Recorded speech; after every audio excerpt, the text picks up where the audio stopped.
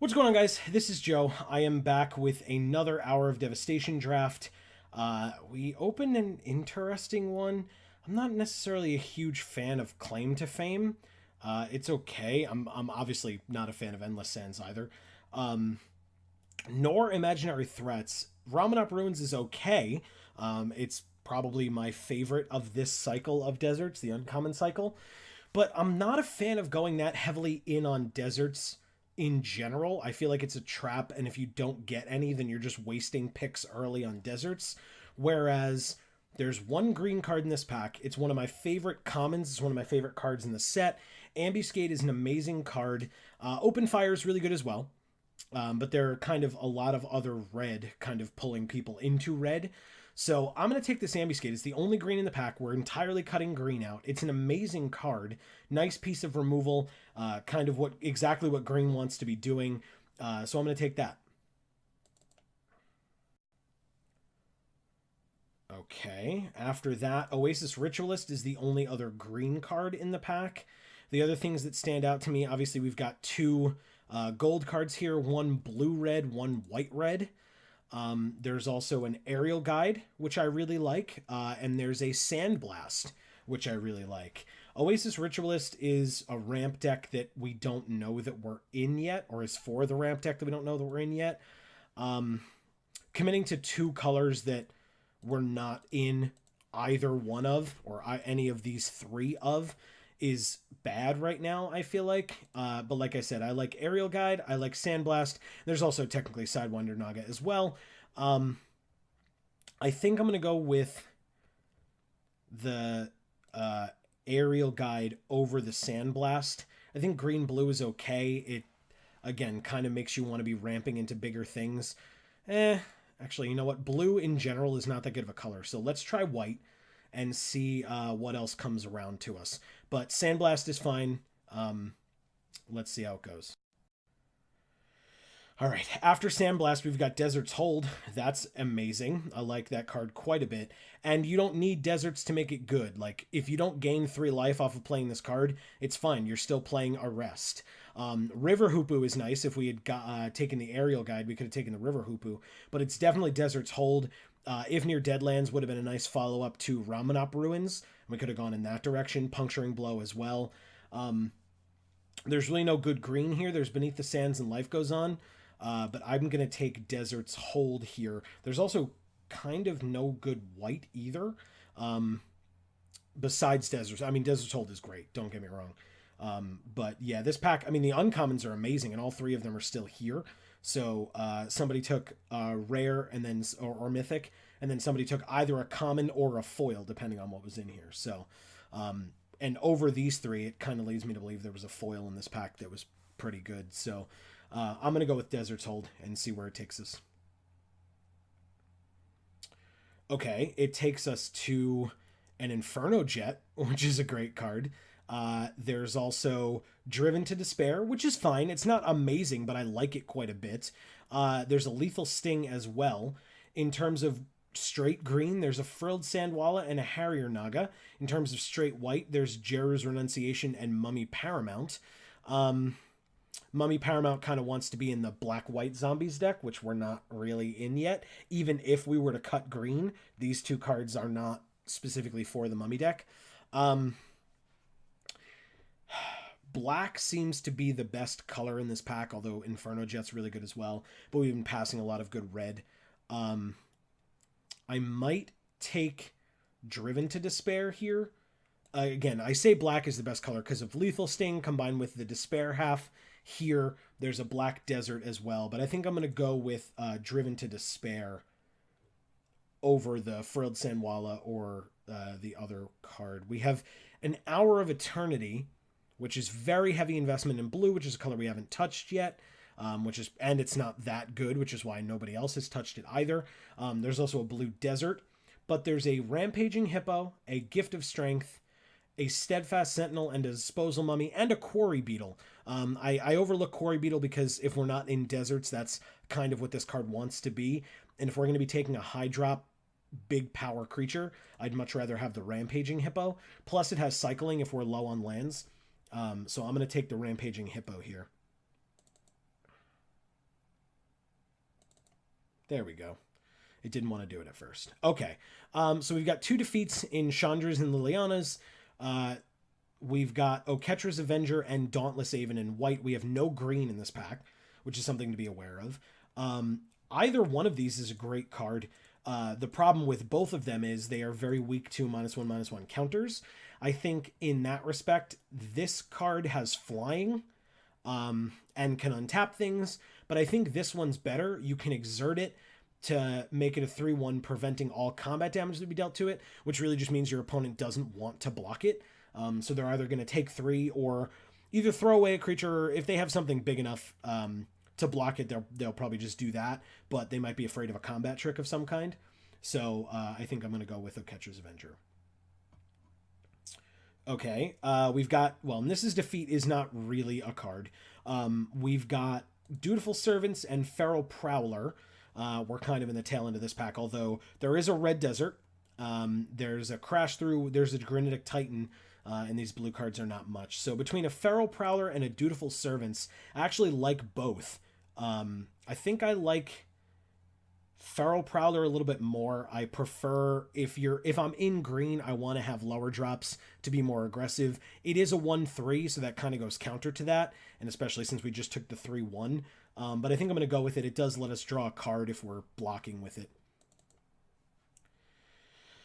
We have a Dagger of the Worthy. That's not a bad card. We have an Active Heroism. There's still a rare in here. I do not like this card at all.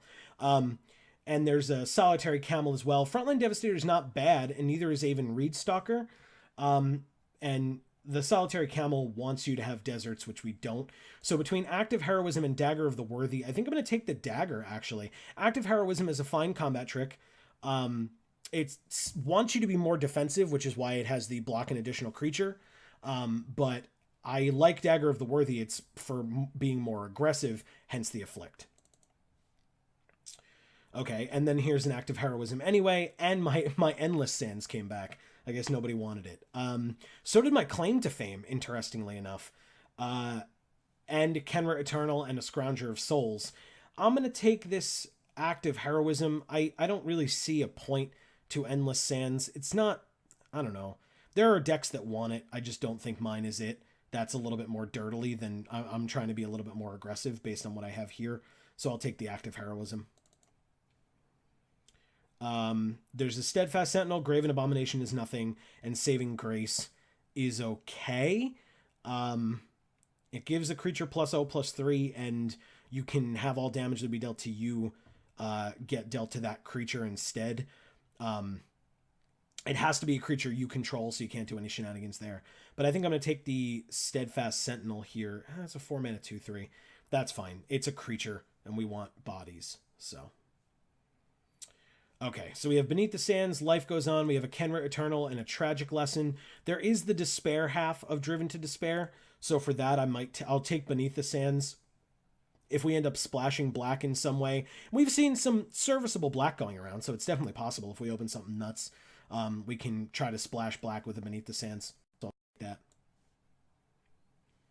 Jeru's Renunciation is better than Mummy Paramount, in my opinion, especially in our deck.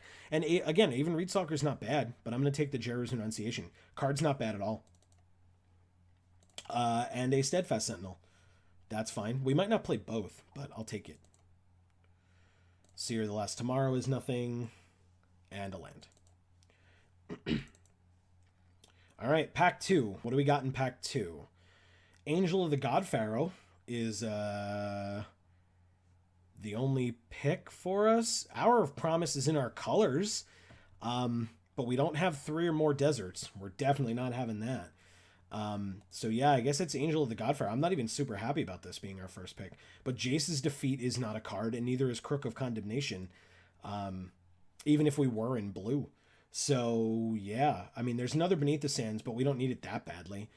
We don't even know if we're splashing black or if we're, just trying to get one in there to activate this at some point. So I'm going to take this Angel of the God Pharaoh. It's another high-end.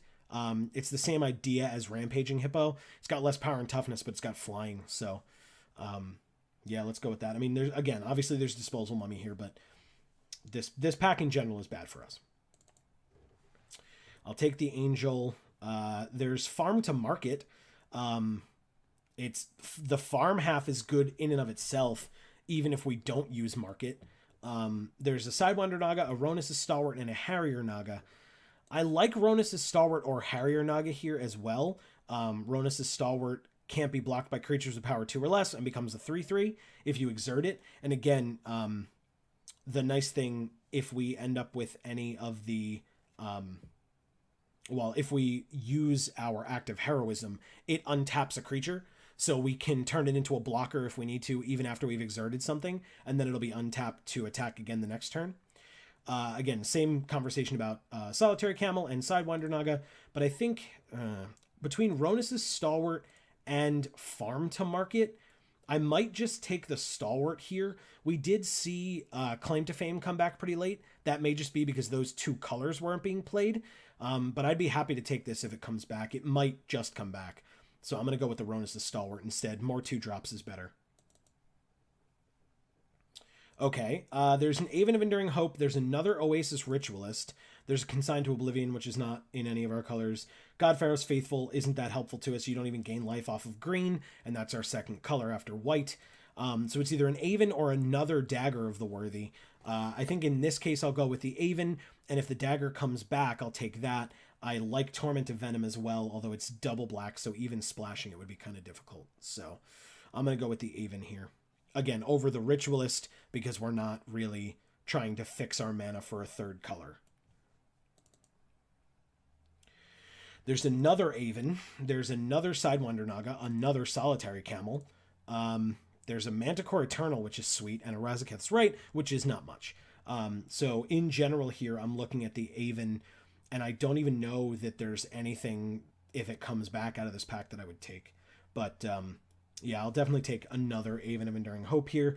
It's a 5-mana 3/3, it gains you 3 life, but it's got flying, and it looks like our high end is kind of going in that flight direction, which is nice. Because if our low drops can't get it done early, then our high drops will get it done in the air, hopefully by being evasive. Okay, we've got a Sandblast, which I would probably take over Unconventional Tactics. It's the same mana cost, and I haven't gotten a chance to... I haven't seen this being used by anyone yet. Plus, it's a zombie-based card, and we don't have too many of those, although we do have some Steadfast Sentinels that could come back as mummies. But I think Sandblast is just better. I think if Unconventional Tactics comes back, I might try it, unless there's Survivor's Encampment still here. But I'm going to take the Sandblast here. It's a great removal spell for a big blocker that they might be able to get through, or an attacker. Hopefully, usually we don't care about people attacking us if we're trying to be aggressive, but it looks like we're going kind of high end as well, so we're going to take that Sandblast. There's another Desert's Hold. Done. Over a third Aven, definitely, because that's a third 5-drop instead of another 3-drop removal spell, because we've got Desert's Hold, 2 Sandblasts, and now yeah, we'll have 2 Desert's Holds, 2 Sandblasts, and an Ambuscade. So our 3-drops are mono removal right now. So yeah, I'm super happy with the Desert's Hold. Farm came back, as I predicted. There's also another Stalwart here. Is this a different pack? Anyway, I'm taking... It's another 3-drop removal. Interesting. What do I do here? Huh. I know that there's a green desert as well, and we've been seeing a lot of Deserts Matter cards, but we're getting to the end of this pack, and Hour of Devastation is the only set that has cards that care about deserts. Amonkhet really doesn't. So I might just take another Stalwart here over Farm. I think I have enough 3-drop removal, but we'll just get another 2-drop creature, so... I don't necessarily know that that's correct, but we'll do it. There's a Disposal Mummy, there's another Steadfast Sentinel, and there's a White Desert. There's a Refuse to Cooperate as well. I like the Refuse half of this card. That's interesting. Maybe I think I'll just take Disposal Mummy here. If we have to make a cut, it'll probably be this. But I'll take it. It's instead of a third Steadfast Sentinel, which is, again, a little bit higher costing than we would want, I'll take a 3-drop creature as opposed to removal. There's another one here, so I should have taken the other Steadfast Sentinel. But that's okay. I'll take another Disposal Mummy. This one I'll put straight in the sideboard. If we end up having to... Oh my god. If we end up having to play it, then we have to play it. But I'm going to... Jesus. I have so many Disposal Mummies. Another Dagger? Sure. I don't mind Dagger of the Worthy. It's not a bad card. It's kind of a heavier mana investment, but putting it on a lot of these little low drop creatures, which we have a bunch of, is nice. Giving it, you know, even using it on like a Feral Prowler makes it a 3/3 afflict 1 that you draw a card when it dies. That's great. Nothing in here for us. I'll take this Lurching Rot Beast, I guess. Jesus. I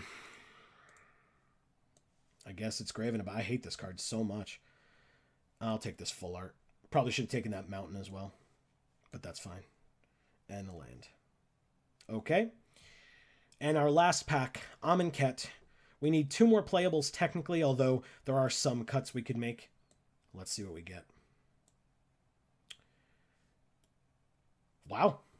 That seems great. I mean, Fanbearer is awesome, and I would take that, but there's a Prepare to Fight in here. That's amazing. I'll gladly take that. There's also a Hooded Brawler. I have no issues with Hooded Brawler. If Stinging Shot is the only thing out of this pack for us that comes back. There's also a White Monument, which is nice, but it's 100% Prepare to Fight out of this pack. I don't think White Monument comes back. Maybe Fanbearer does, maybe Hooded Brawler does, maybe Stinging Shot does. But I'm going to take the good rare in our colors. There's a sand... We are not ramping, otherwise I would have taken this Sandworm Convergence. I like Cartouche of Strength a lot.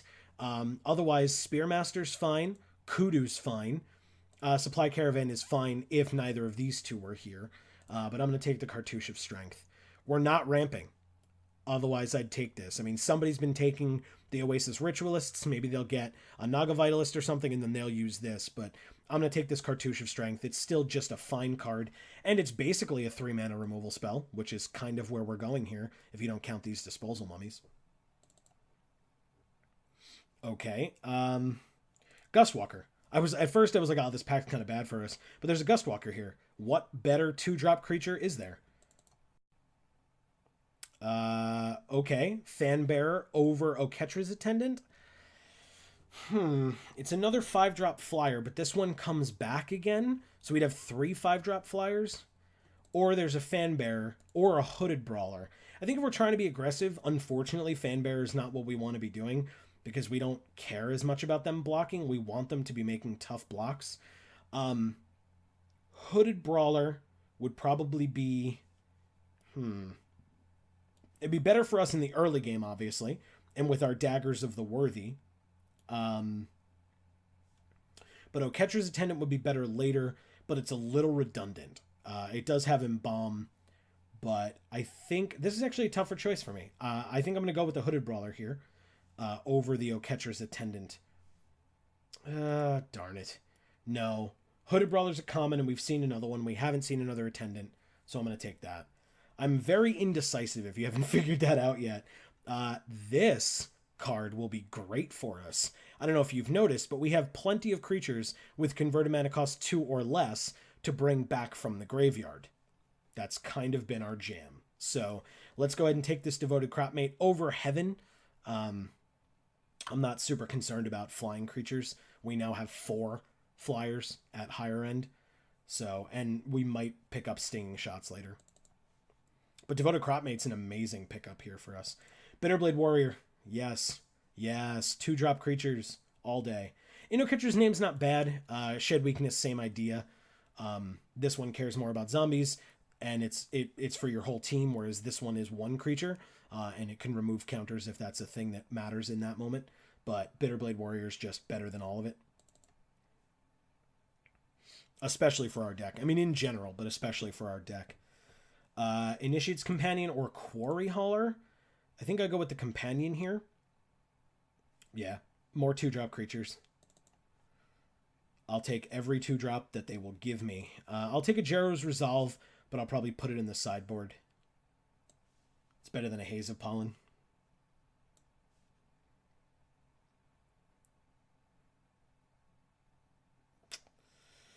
If we had to make cuts, I might get rid of these two.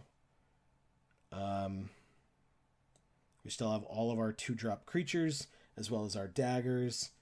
Okay, so Stinging Shot is the only thing that came back out of that pack, besides, of course, a Sacred Cat, but I'll take a Stinging Shot and put it in the board.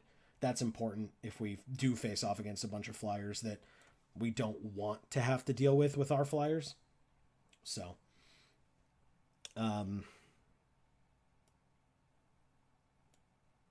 yeah, Driven is important. It's only 2 mana, so it actually technically goes over here.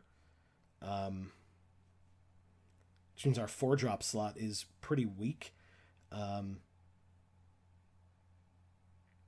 But we do have, 1.5 million 2 and 3s. So, plus this is also technically 2.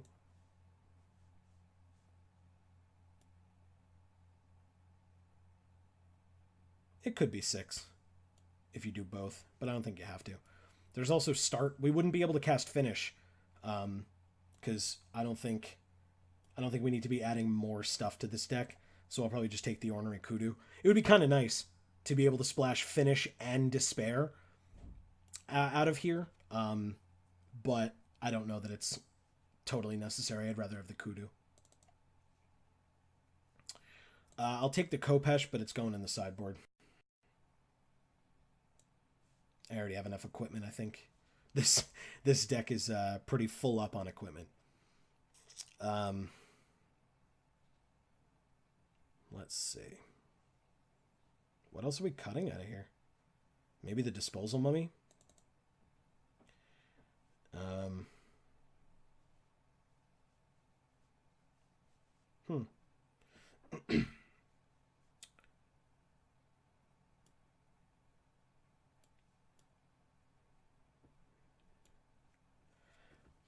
Yeah, I might... Ugh. Whatever. Sideboard with you. I'll never play you. Angel of the God Pharaoh might have to go. With 3 5-drop 3/3s with flying, I don't know that we need a 6-drop 4/4. We might not even need the Hippo. I'm just going to take the island. We might not need these 6 drops at all. And then we'd have to make one more cut after that. Let's go on the sideboard too. No? Yes, no, maybe? There we go. And the last card is a land. Very good. So yeah, I mean, this deck, it definitely wants to be faster. Let's group our creatures separately. Let's go like this so you can see what we're working with. We did pick up some 3-drop creatures, so it's not mono 3-drop removal. I like this and this as a pickup. I think it's great. I don't, like I said, I don't necessarily like these two. I might get rid of them. And then we need to make one more cut somewhere. I would say it would be the Feral Prowler because we want to be more aggressive, but this card is amazing with Dagger of the Worthy. If we just give it a dagger, it becomes a 3/3, afflict 1, and when it dies, we draw a card. The problem is, I guess we wouldn't be able to put a dagger on it until turn 4, because we would, Feral Prowler turn 2, dagger turn 3, equip turn 4, and then play another 2-drop as well. But yeah, I mean, I like our deck quite a bit. Kudu might come out. It's a great card. I mean, it puts a -1/-1 counter on something, and that could shrink some of our smaller stuff that would make us hesitate to play it. I'll get rid of it just because we need a cut out of this deck. Otherwise, it's going to be like a Steadfast Sentinel. And I guess we have other things to do later game besides this, so maybe we just get rid of one of these. Yeah, I think that's fine. I think it's a pretty even split. 13 white mana symbols versus 10 green mana symbols. It's close. I mean, in the later game, we want more white than green, but in the earlier game, we want more green than white.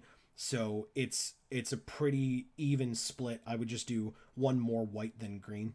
That's all. And I'm assuming that's what they're going to recommend here as well. They recommend a black, which is wrong. And so there you go. One more white than green. We'll add that to the deck. We're just not using Despair. That's all.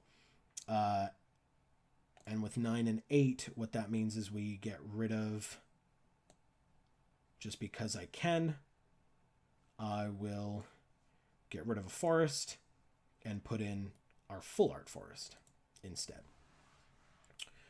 Okay, that's the deck. I'm going to go ahead and save it, and I'll be back with round 1 in just a sec. So, as promised, once we get started, it did say that we were getting started. There we go. We are here for round 1. I would love to play first.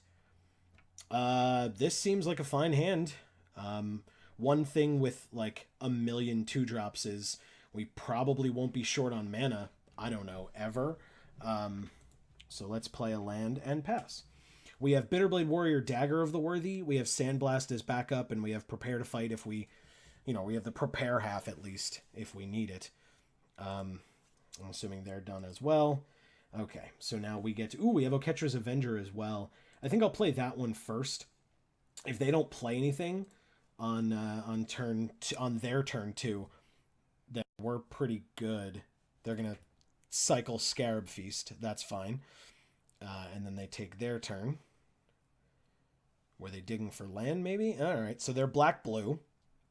That's problematic. Whenever they cast a non-creature spell, they can make it a 3/3 until end of turn, and they can tap 3 to scry 1. But that's still not a creature, which means that I can attack them. And I'll do that, and I'll probably play Bitterblade Warrior after that, as opposed to Dagger, because then the turn after I can Dagger and equip Dagger. So let's attack for 3. No exert, because it's not necessary. Yes, just attack. Very good. And then play out the Bitterblade Warrior. And pass. Let's see what they've got going on. They've got green, so they're Sultai. And they're playing a Moaning Wall. It's an 0/5. Well, we can Sandblast it. We could also Dagger of the Worthy it. I'm not going to Deserts Hold it. But we can Death Touch this guy, and we don't need to exert this if we put a Dagger on it. So let's tap 2 for the Dagger. Tap 2 and equip the Dagger onto Oketra's Avenger. And then go to combat, exerting the Bitterblade Warrior, not exerting Oketra's Avenger, and attack. And let's see how they want their 0/5 to die. Presumably blocking the 5 damage as opposed to the 3. Or they just take it all? That's fascinating. Okay. I love that. I'll take 3 off of a flyer that I wouldn't have been able to block anyway.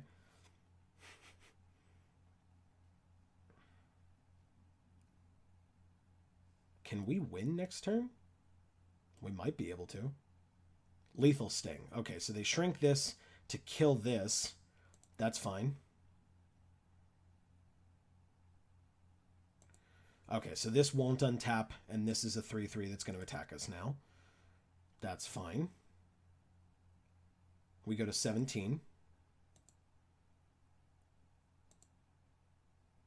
And then they end their turn. Interesting. All right, well, we drew a land. Since we don't have any other creatures, we can equip the prepare half as an instant, so we can leave that up if we want, or we can use it. We don't have 6. We only have 5. But we can make our creature huge. They'll block it with their only blocker. We'll gain a bunch of life. They'll lose 1 for the afflict on it. Might be a little too aggressive. But I'm going to try it. and see what happens. Let's equip the Dagger. And let's prepare. They've F6'd, which means that they're... I mean, they can still block, but they're going to take 1, and I'm not exerting here. And we can gain 6 life either way. Okay, sweet. They'll go to 3. That's pretty awesome. I'm totally okay with that. We have fight still. Okay, so they're going to cut, dealing 4 damage. That's fine. Riddle form happens as well. And then Ribbons makes me lose X life, correct? Yeah, each opponent loses X life, which when I'm at 23 isn't a huge deal. Obelisk Spider is a nice card, but Desert's Hold is still a thing.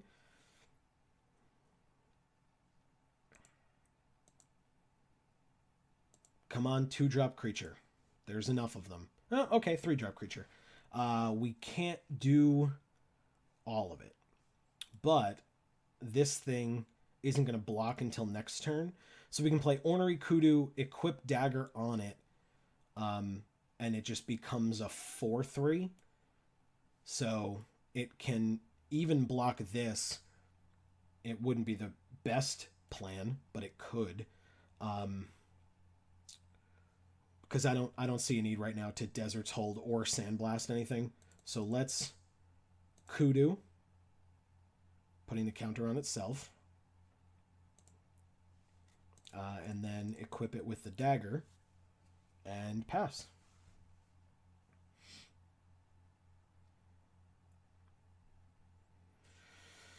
Yeah, I think we're in a pretty good position here. They do have removal. They have Patra. That's a sweet card. Okay, so this is the card that has to be dealing damage, which means that it can take a Sandblast or a Desert's Hold or something like that. But in general, -1/-1 counters would be problematic for us. So it means that we're definitely not blocking the Obelisk Spider for any reason whatsoever.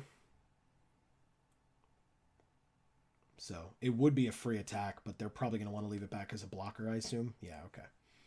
That's fine. We play our land. We now have 6, but we don't have 2 white, so we can't do both.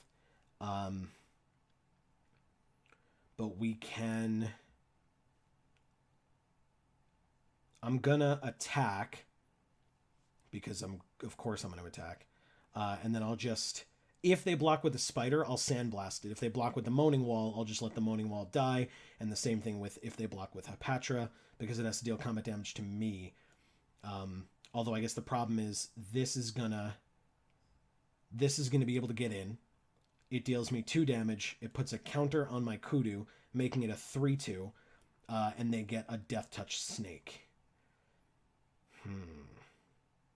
So maybe I just Desert's Hold Hapatra now and wait to Sandblast the Obelisk Spider later. They could counter it. Oh, they only have 1 card in hand, so I will not attack this time. I think we're in a fine enough position that we can wait and use our Sandblast later. They also are a 4-color deck. I don't know how they got lucky enough to have all 4 colors that quickly, but they cycled 1 time. So that's something to be aware of. It's going to be a lot harder for them. Yeah, especially when they're not attacking. Double Sandblast. Okay. So let's attack. If they block with only this, we'll still... I mean, if we block with this, this dies and they'll trade, but they get the Afflict trigger. It's a difficult decision.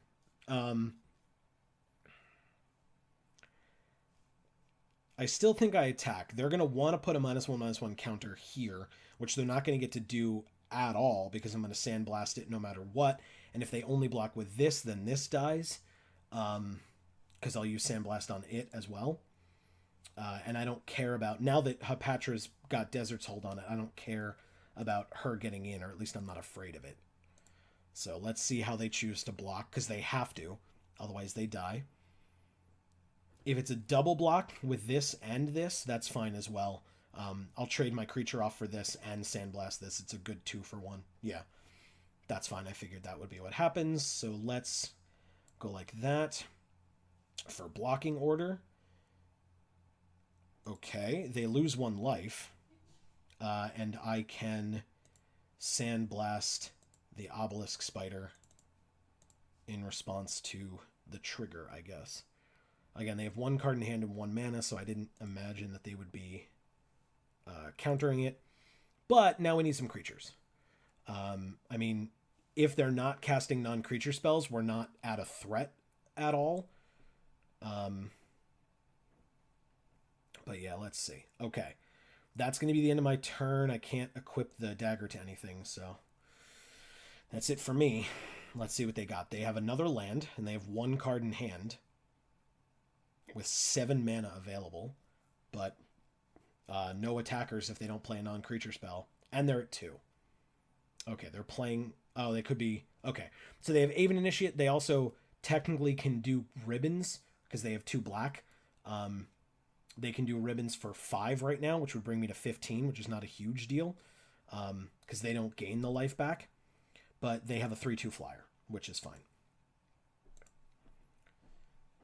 We have Cartouche. When we draw a creature, that'll be really nice, because we can also equip first and then Cartouche, but I don't know that we have enough mana to do all of that. But let's pass. We can always sandblast something, but I don't know that we want to sandblast this because they'll just use one of their turns to spend 7 mana to get it back. And this is not an instant, so they can only do it on their turn. Okay. For their turn, they drew 1 card, and it was... I don't know. They're going straight to combat. I'll take 3. Like I said, I don't think it's necessary to sandblast here. I'd like to save that for something a little bit more important. Plus, then they don't suspect it necessarily. Here's a Feral Prowler. That's nice. Okay, so we tap 2 for the Feral Prowler. It's 2 to equip, and then we don't have enough to do anything else. So we could... putting Cartouche on it now makes it a 2/4 trample, and it can fight with the Aven Initiate and live. They do have 1 card in their hand, so if it's a pump spell, they'll trade, or possibly this will just die. But we can then dagger the next turn if it does live and attack with it without too much fear. So let's try that.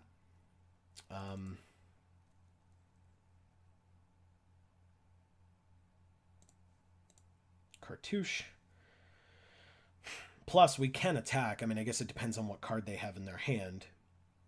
I assume, yeah, it's a... Okay. So, it's a 2/4. Actually, we can't kill the wall, so they're going to have to block with it, which is unfortunate, but also fine. We'll kill the Aven Initiate. Oh, and it can't attack. It has Summoning Sickness. Silly me. All right, so let's see what they do. They scry 1. Okay. That's fine. That's good for them. They can do it again as well before their turn, unless they... Did they keep it on top? They put it on the bottom. So they can... I will use the ability. They can do it again if they want. So I'm just going to leave this up since they're presumably going to do that again. My turn is over.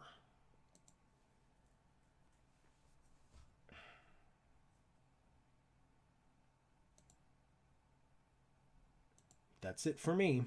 I assume they do it again. Yep. Yeah. Let's see what they do. They put it on the bottom. Interesting. All right. Well, they're digging for something, and thankfully, they seemingly have not found it yet. But that's the end of my turn. They get to draw a card, and we'll then have 2 cards in hand.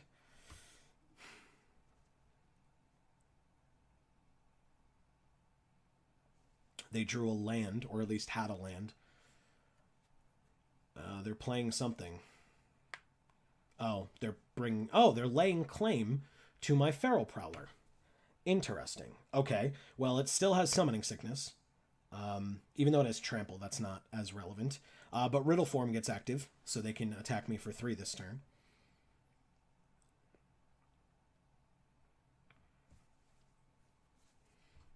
That seems fine.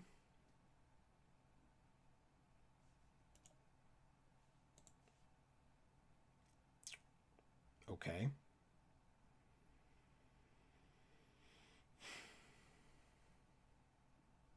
I assumed they were bringing the Aven Initiate back, but that means that they can still do that at a later time. So they take that. They go to combat and they attack for 3, I assume. It's the only thing that they can do, attacking-wise.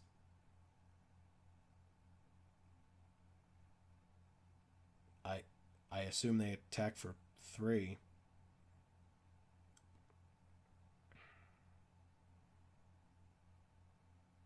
Interesting. Okay, they do. Very good. I take 3.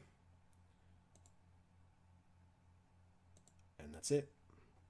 I can fight if I have something that's relevant to fight with. I finally get my second white. That's cool. What's not cool is not having any creatures.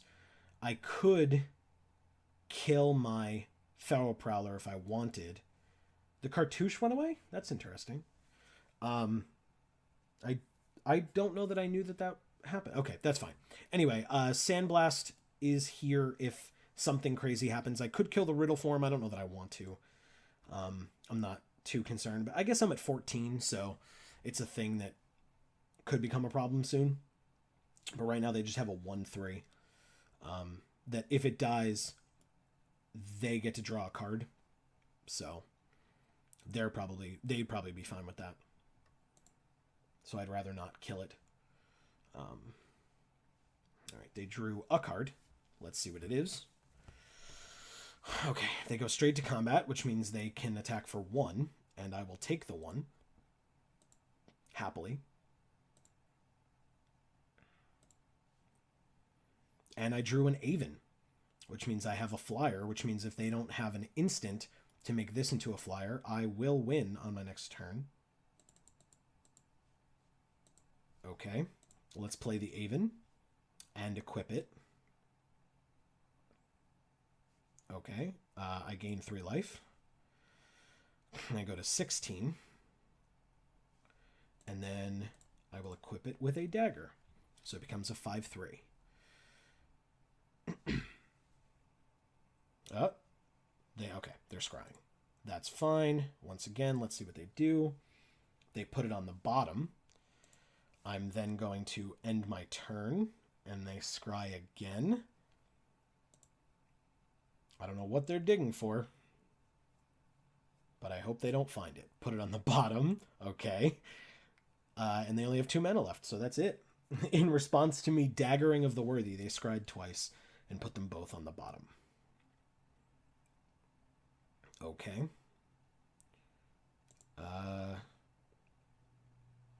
Well, that'll be the end of my turn. All right. They've already drawn. They're cycling a desert. Okay. They could have Bolus. It's definitely an option. They have the colors for him. They might be digging for him. And I win. Nice. All right, game 2. This deck worked out well, although I was a little low on creatures, which is definitely relevant. But with all my removal, I was still doing okay. That other Sandblast did sit in my hand for a while, but it was kind of a nice contingency if I ever needed it. I did draw both, and I only have 2, and I drew 1 Desert's Hold, so I think this deck's okay. They did have the Riddle Form and the Aven Initiate, so a Stinging Shot wouldn't be a terrible idea. The question is what I take out for it.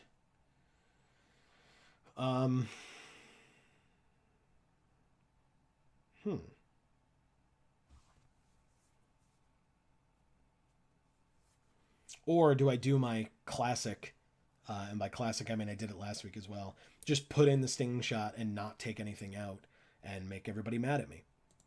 I think I'm going to do that. Feel free to tell me that that's a terrible idea. And actually, honestly, tell me what I should have cut in the comments below. That's much more important. I like learning from either my mistakes or just from other people's opinions. But I'm going to put in that sting shot. I saw 2 flyers. It was relevant enough.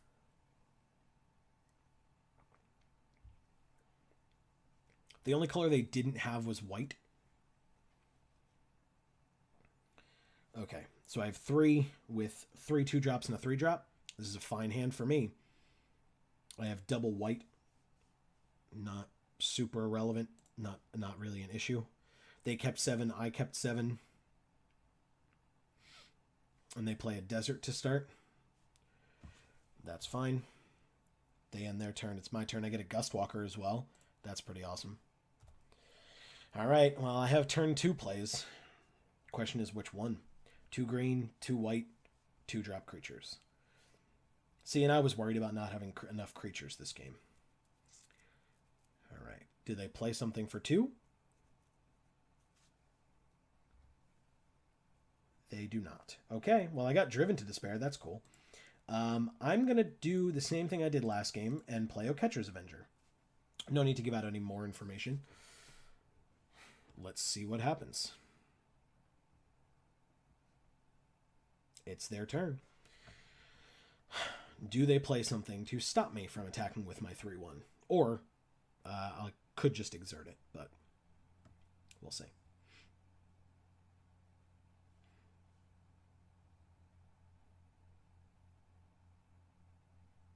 Yes, no, maybe.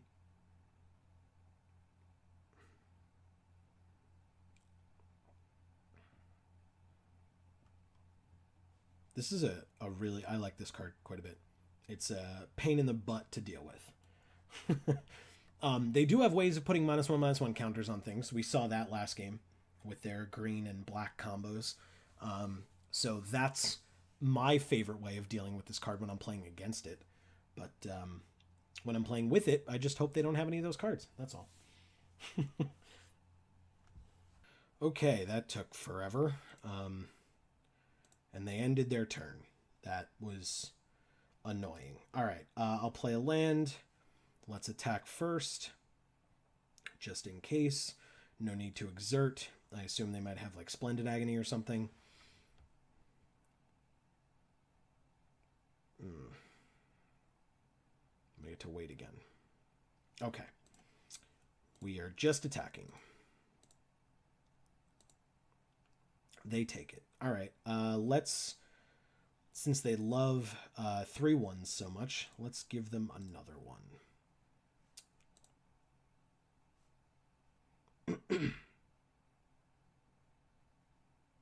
Okay, they have 3 lands. They haven't missed a land drop yet. We're about to if we don't draw one. They're playing a Grizzly Survivor. It's a 2/3. Okay. And they do have another land. Okay. And they end their turn. We do have a land. Sweet. So we can play Dagger, equip Dagger, and then attack and exert Catcher's Avenger. Or we can, yeah. That makes the most sense to me. Let's see. Play Dagger.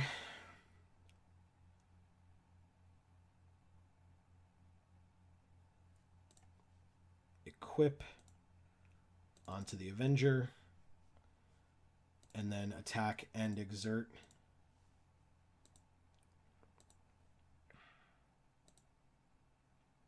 Let's see. They just let it through. That's awesome.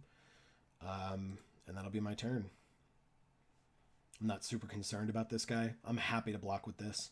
They don't know what else we have in our hand.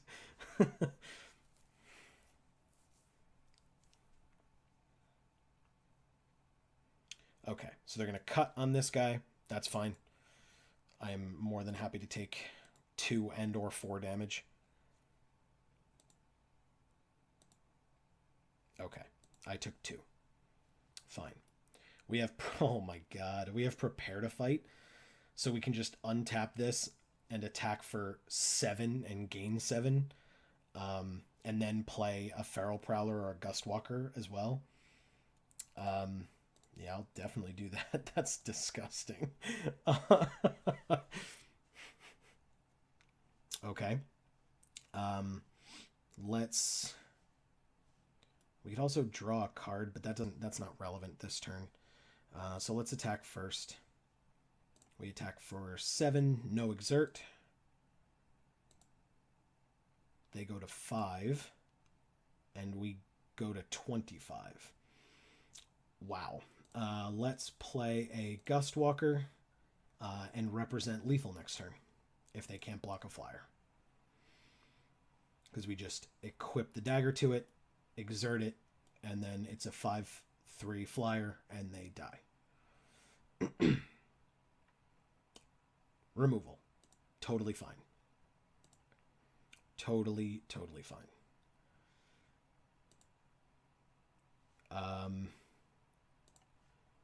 We can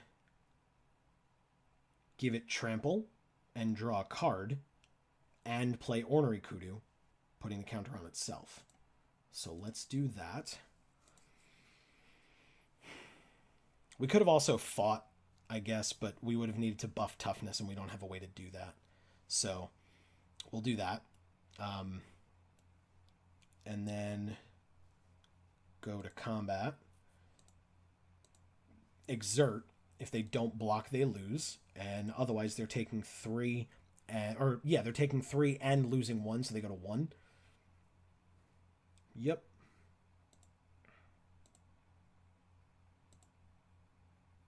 Perfect. And we draw a card. It's a land, but we've already played one this turn, so that's fine. Let's just play out an Ornery Kudu. And please put the counter on itself. I don't want to kill this amazing creature. Even though it's exerted, still. Just in case. They do have black and red. They could have removal. Now they have blue as well. Let's see what they do this turn. Scorpion God. Okay.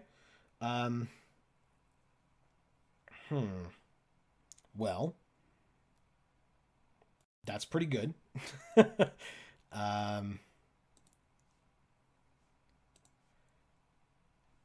And we draw a flyer. That's all I wanted to see. Beautiful. If they kill it, we can play it back again. This seems fine. That'll be my turn. I'm not going to attack into a 6/5. They can put a -1/-1 counter on this. But they can... If they play a land, they can do it twice. So they can make this a 1/1. But that's all it needs to be.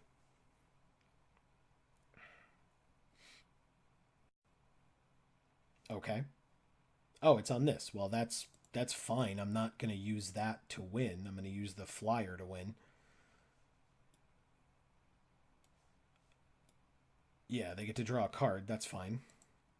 I'm just curious as to how they win here. They can do it again. Okay, they play Obelisk Spider. Well, that's fine. We just equip and still win. You die on blocks. Because this drains, but you die on block. So I still win. You just put it on here. And if your plan is to block, you still lose. Yeah. Okay, well, we won the match. That's pretty awesome. I like this deck quite a bit. Turns out 2-drops are pretty good. I'll be back with round 2 in just a second. All right, we are back. We are playing first again. We're facing Dank Elf. Well, in a deck full of 2-drops, this is probably the worst hand we could have drawn. We have to mulligan it. This one's better, but still not good, but I'll keep it. This can actually go on the bottom. They kept 7. All right, so let's play a land and pass. We can still do our classic turn 2, 3/1, and hopefully attack with it if they haven't played anything to block. They are also green. And they also play nothing. We get a Gustwalker. I still think I'm going to play Initiate's Companion first. Gustwalker is better because it can be evasive, but they have nothing yet. So we can be a little bit more proactive. All right, so they're green-blue, and they're playing a 1/3. Okay. We can... what can we do here? We can Gustwalker this turn, because this is a great counter for this. They're, in fact, opposite cats.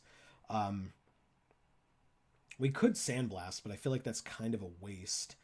Because they just get to draw a card. I think we'll Gustwalker this turn and then Dagger of the Worthy, equip Dagger of the Worthy next turn. So let's not attack. And then play Gustwalker and pass. They play a land and a Manalith. Okay. Maybe they're ramping to something. Okay. Our turn. We draw another land. Now we can...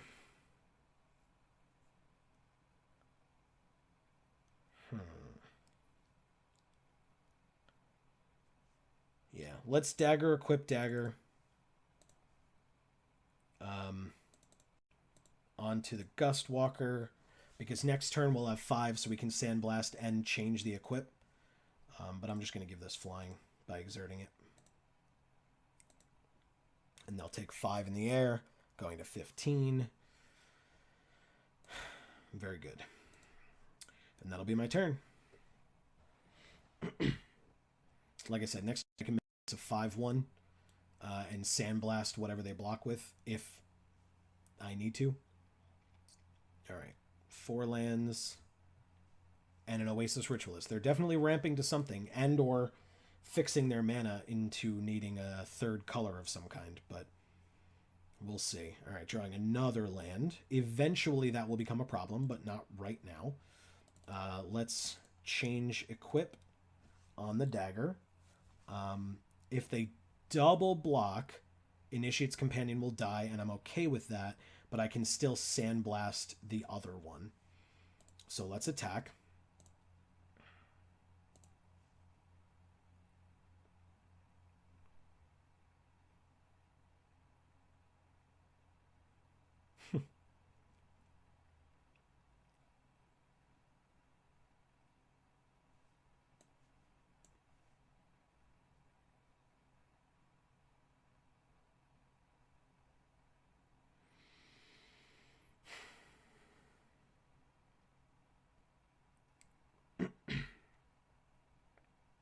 It's a tough decision.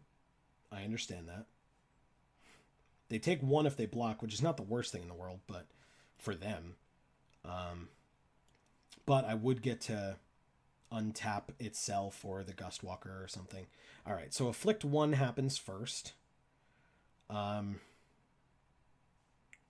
guess we just Sandblast to let it live after Afflict 1 happens. Sandblast. That's fine. They get to draw a card. Now they have 5. And our creature lives. Very good. Might have been a waste of a Sandblast. Definitely a possibility. I do have Gustwalker dealing another 5 damage next turn, though. So, that'll be pretty nice. Okay, they play another Manalith. Is there a card in this format to destroy all lands? I don't think there is. 1, 2, 3, 4 for a puncturing blow. So they just have... They're splashing red? Okay, that's a crazy splash. That's a fine use of puncturing blow. But it's a crazy splash. We didn't draw another land. That's pretty cool. So let's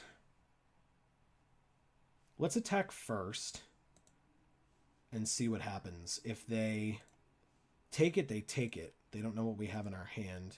But if they don't, then their Ritualist dies. That's fine. They'll trade. They go to 13 first. And then we play Feral Prowler. Equip it with the Dagger. And I'll play the land. I don't see a need to bluff it. Alright, so they have 7 available to them. They could have had 9. Now they have 8 available. So they could have Sandworm Convergence. Or they could have nothing.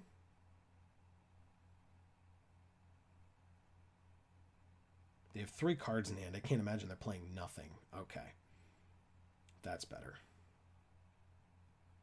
Another... Oh, no. They used it for blue for Kefnet's Last Word. So they're stealing my Feral Prowler with Kefnet's Last Word. Really? Alright. Well, I drew a Sandblast. I could just kill it if they attack with me with it. They'll draw the card, which is a little unfortunate. Oh, I guess I can I unequip? I think I can, right? Or not. I don't even remember. No, I guess not. Okay. Well, then let's undo. That's fine. I don't really want to Sandblast this. I'm okay with taking 3. And I'll just go to 17. And I can... Because as soon as I draw a creature, I can re-equip. They're just playing Traveler's Amulet. This is a weird deck. Very, very weird deck. I'll take 3. Yup. It happens. Very weird. Okay, and I drew another land. That's unfortunate. It's the end of my turn. They are using the Traveler's Amulet. That makes sense. And revealing a mountain, also making sense. They're attacking for another 3. That's fine. I go to 14. And that's the end of their turn. Well, I guess they have 2 cards in hand. Really? With the lands? Alright. At some point, I'm going to have to come to the decision to play this Feral Prowler. But, or kill this Feral Prowler, I mean, excuse me. It's just unfortunate. It feels so dumb to have to do that. Ugh, it's better than a Cunning Survivor, though. Like, Cunning Survivor is just a terrible card.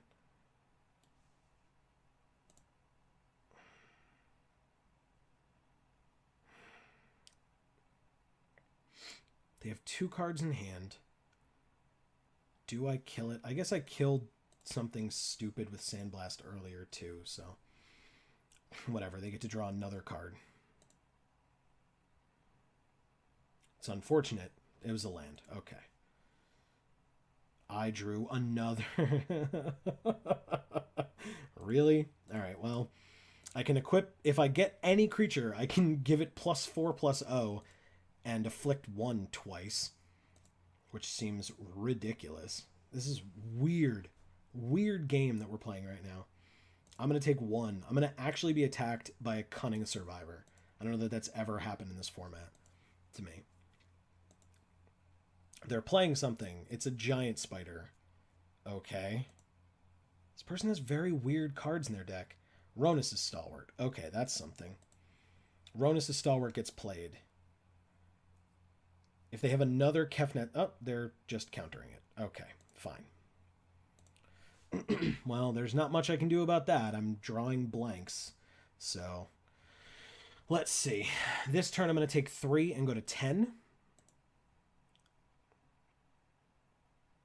Okay. They have 2 cards in hand. Are they going to play either of them? Yes. A Tenacious Hunter is a good card.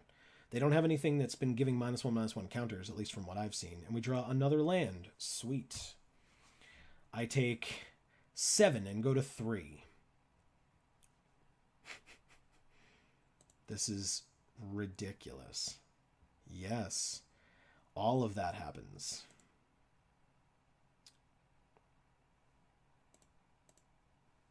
And they play a Shifet Monitor. Well, pretty sure there's nothing I can draw to allow me to win this game.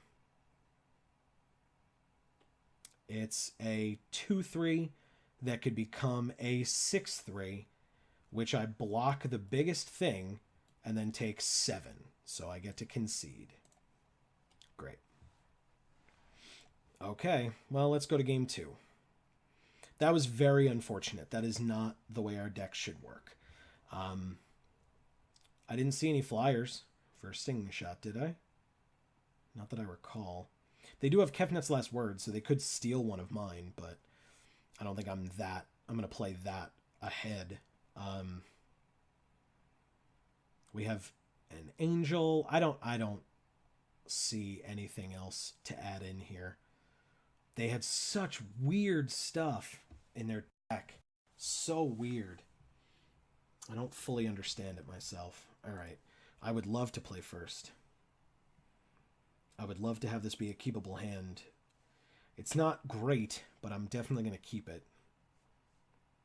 We finally see Ambuscade. I think that's the first time this draft that we've seen it. All right. Oh, they went to 6. Okay. Well, that's something, at least. I'll play a land and pass. All right. Oketra's Avenger, turn 1. It's still, or turn 2, excuse me. Still turn 2, 3 drops. Or 3 1s, I mean. I'm just misspeaking constantly. Sorry about that. All right, so we drew another land. That's cool. So now we can play everything in our hand. We have a 3-1. If they play a creature and I have to exert it, I'll do so. Yep, that's fine.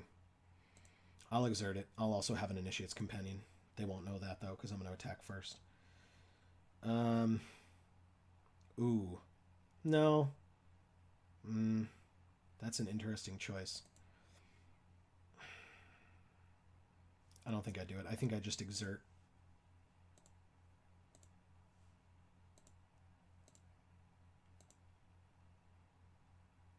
They don't block. They go to 17.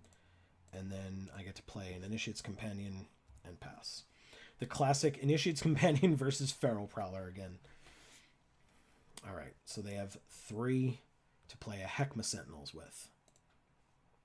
Seems fine to me. Oh. Okay. I drew a cartouche. Very nice. Let's put... It's a fight, though. So I can fight the Feral Prowler and then attack with Initiate's Companion. It has Trample, so I'll get in for 1, be able to untap my Oketra's Avenger.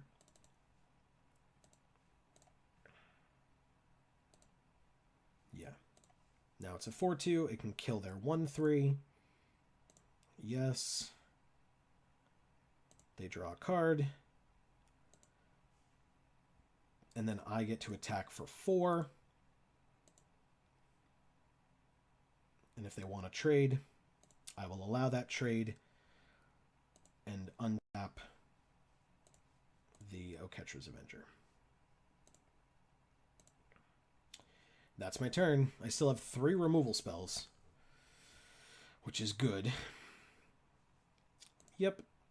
So I can Ambuscade, kill the giant spider, and attack them for 4 without having to exert.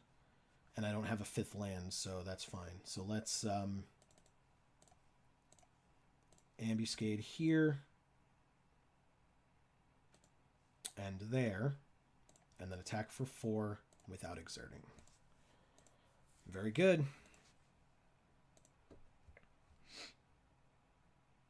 All right.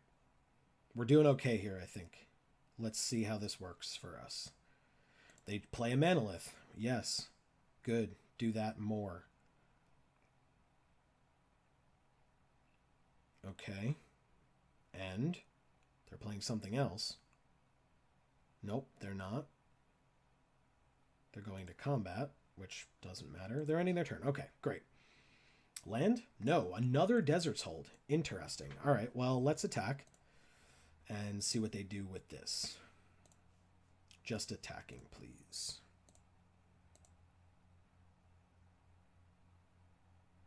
They are playing something. It's a Winds of Rebuke.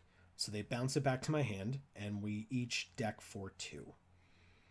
All right, so let's see what he gets, or she, off of this.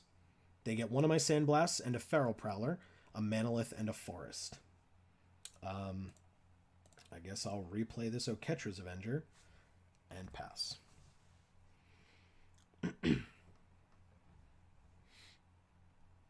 Okay.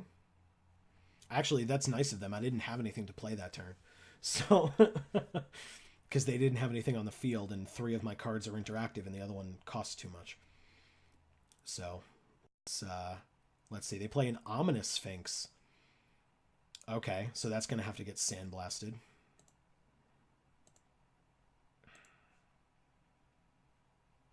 Yeah, even I was gonna say even if I draw a land, because they can cycle or discard and still use this thing's ability. Oh no, I guess they can't.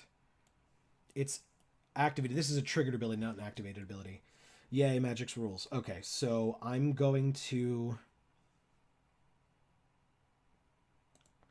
attack anyway. I'm going to exert. I know it seems a little silly, but they'll probably block. Maybe they don't. They are at 12. I don't know that they can really afford to take 3. That's awesome. Okay. I was kind of hoping that would happen. Very good. That's my turn. Yeah, Ominous Sphinx is a problem, so I'll take care of that problem quickly. They play Reason and Scry 3. Okay. I don't fully remember offhand what the other side of Reason does. Scrying 3 is not bad. They don't get to draw any of them. Although, like I said, I have to see what the other half does. Because they have 5 available to them now. And it's 5. Look at the top card. Put it on the battlefield as a creature, otherwise into their hand. So they'll do that. And it is... Okay, it just went into their hand and they played a land. Interesting. Well, they knew what it was. Okay, I just drew another Aven. Alright, so let's do that. They have 1 blue, so I'm not super afraid of them countering this.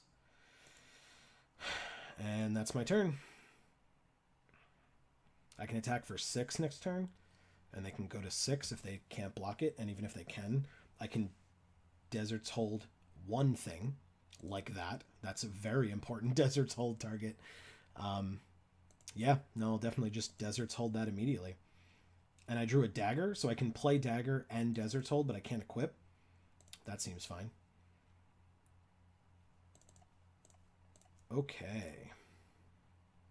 Sounds good to me. I'll attack for 6. No need to exert, because they have nothing. So let's do that. This is more along the lines of the game that I thought we would have with this kind of a weird matchup. And both of our opponents have been very aggressive with their mana bases, and I don't fully understand why, unless just everyone has Nicol Bolas. Okay. Kefnet's last word steals the Aven. We just Desert's Hold the Aven and or just play the other Aven. But it is tapped, so I'm not super worried about that right now. They're going to cycle it and deal 2 damage to my Oketra's Avenger. That's fine.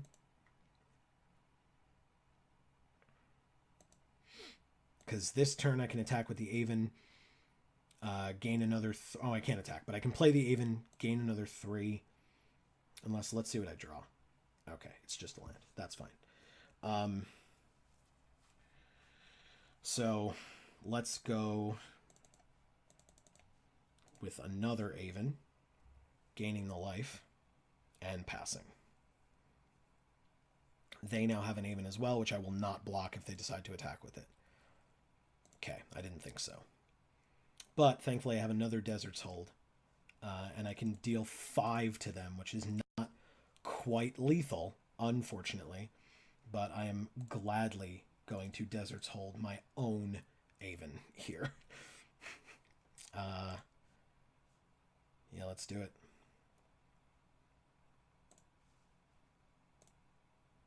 Okay.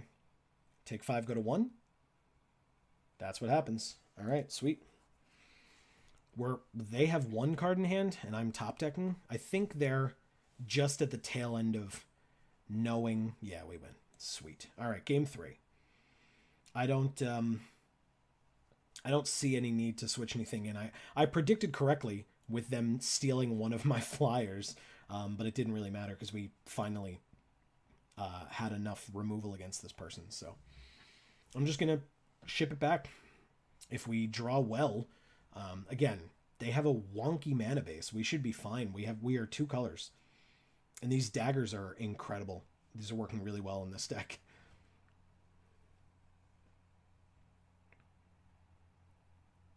I usually haven't been high on these cards. Like, or I don't pick them highly. And I think that that's correct. I think that this is a deck that is right for Dagger of the Worthy. I don't think that just any deck you should put Dagger in. But I think when we have so many 2-drops, it's really nice to be able to, like, beef up these smaller guys. Because, like, you play them early, you can get your opponent if they're doing slower stuff. And then, like, later game, we have these flyers that help us out because they're evasive and they can hold these daggers too if it's later on in the game. But combined with all our removal at 3, like, I think this is just, like, the ideal deck right now. I like it quite a bit. So, and if you've been following along with our channel, it's definitely I have not had the best luck recently in drafting. And as I say it, we draw this hand. So I'm going to mulligan that. Oh, no. I really don't want to mulligan this.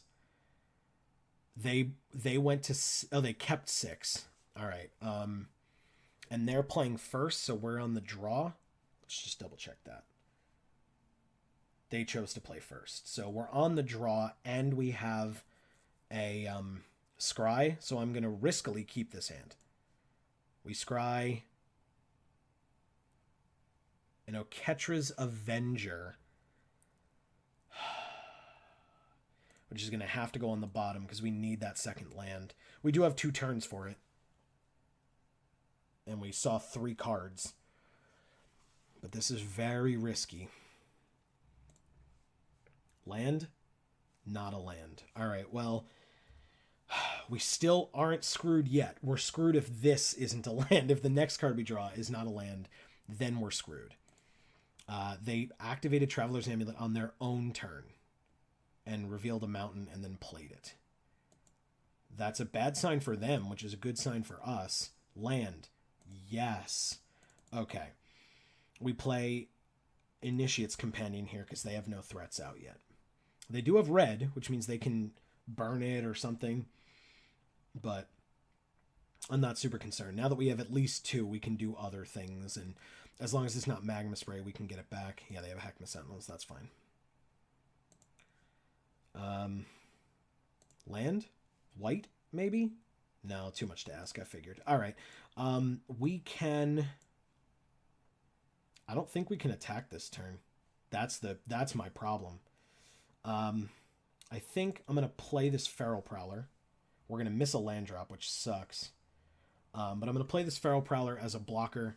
If they cycle or discard, then they cycle or discard, and then, then this will die. But I'll get to draw a card off of it, which is good, because now I need some white, if you haven't noticed. Dagger the Worthy is a fine play, but I need to start being able to play something else.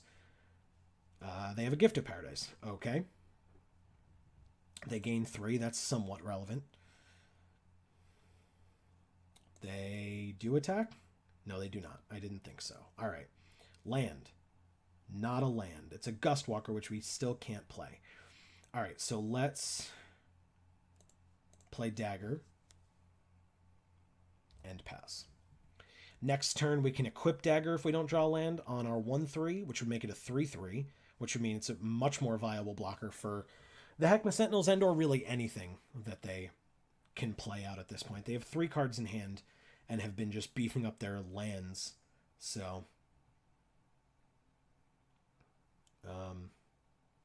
they have 6 available, which would be scary, but we haven't really...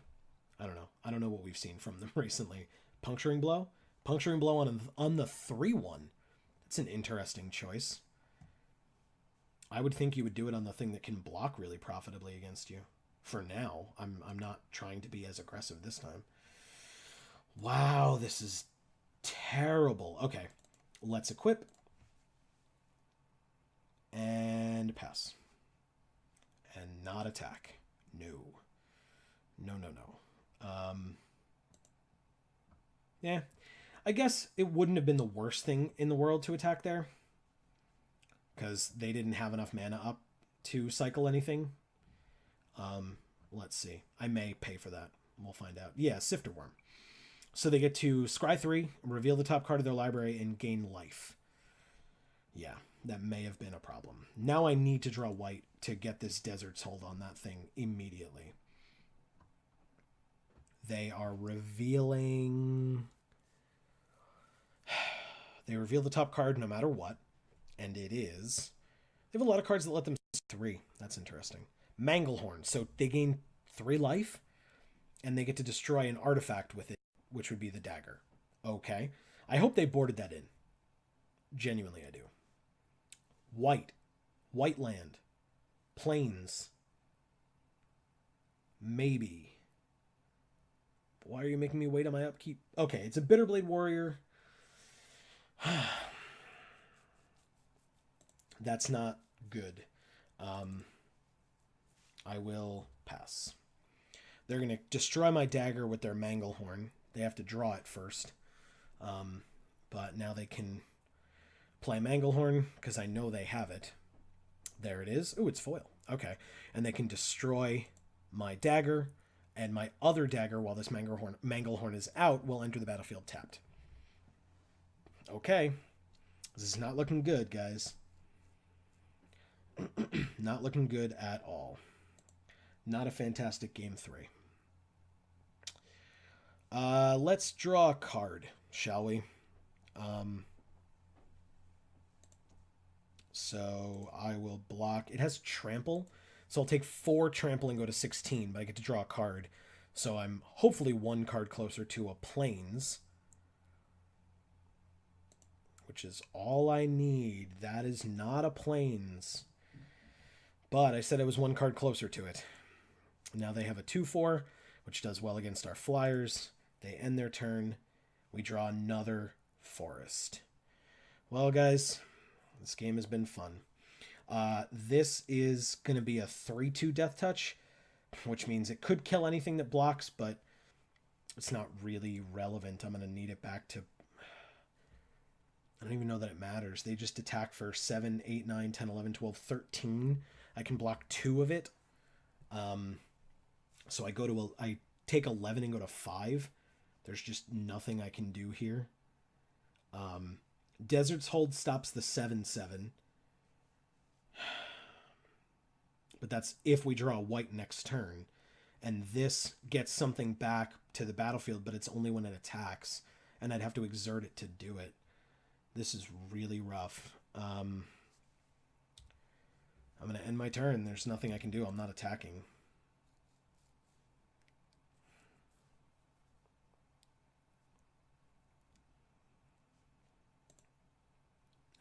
They attack with it all. That makes sense. If I'm only blocking 2 anyway, no matter where I block, because this has trample and these are all 2 attack, then I might as well block the thing that I can kill in the process.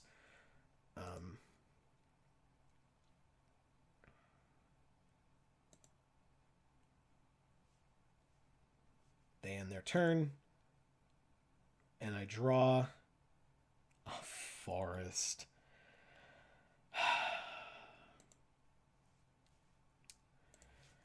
All right, let's just tell them.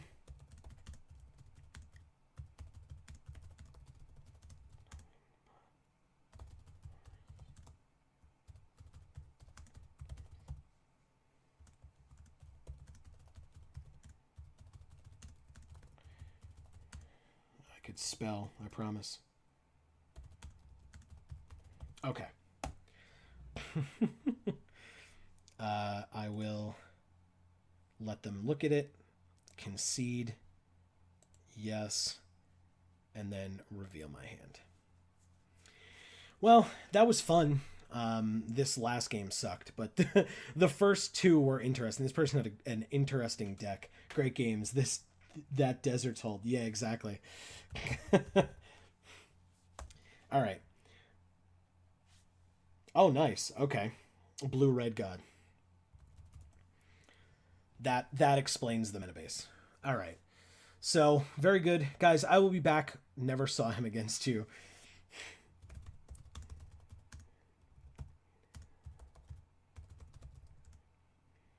All right. I'm gonna go. I'm gonna finish talking to this guy, and I will be back with round 3 in just a minute. So we are back.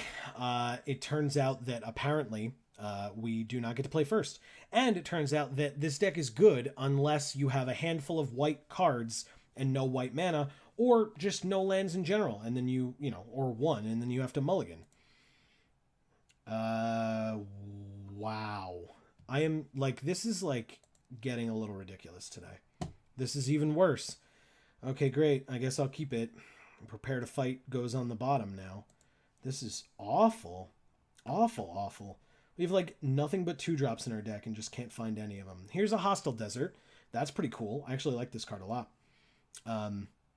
Not for any particular, you know, or any deck whatsoever, but for a desert-based deck, it's pretty sweet. All right, we drew a 3-drop. That's something.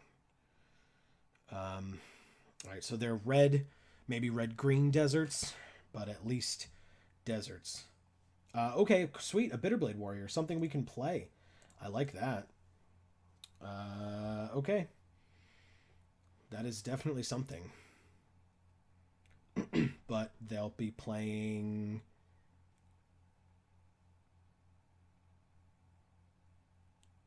a Kenra Scrapper. It's a 2/3 menace. Okay, well, thankfully Desert's Hold is a thing. That is a kind of a scary enough card to use that on. So we have a Ronus' Stalwart as well. But I think I'm just going to Desert's Hold here and then attack for 2. No need to exert in this situation. And moving on. Okay. Well, we have lands and we're drawing creatures. This could be much worse on a Multi 5. They have a Merciless Eternal. It's a 2/2 Afflict 2.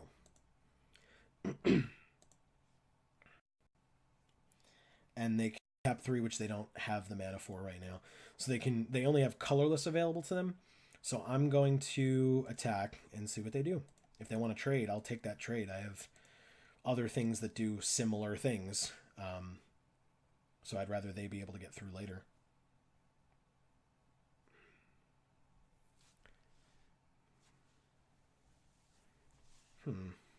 Okay. They take the 2, go to 16, and then we play a land, and I guess we... Ornery Kudu is probably the better option here. Put the counter on itself.